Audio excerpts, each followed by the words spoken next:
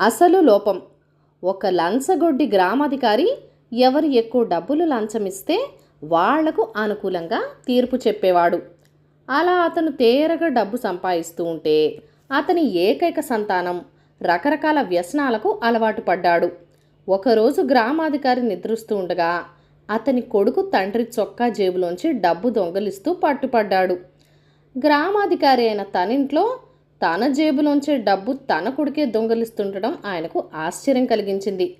ఇదే నేరానికి ఒక గ్రామాధికారిగా నీకు ఏం శిక్ష విధించాలో తెలుసా అంటూ కొడుకును గద్దించాడు.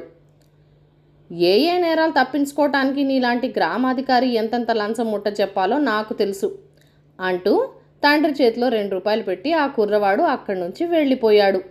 అసలు లోపం తనలోనే ఉన్నదని, తన నీచ ప్రవర్తన వల్లనే తన కుమారుడు అలా తయారయ్యాడని గ్రామాధికారి బుద్ధి తెచ్చుకుని లంచాలు పట్టడం మానేశాడు. ఈ కథను లైక్ చేయండి, షేర్ చేయండి. మన ఛానల్ని ఫస్ట్ టైం చూస్తున్నట్లయితే కనుక సబ్స్క్రైబ్ చేసుకుని ప్లీజ్ మీ సపోర్ట్ ఇవ్వండి.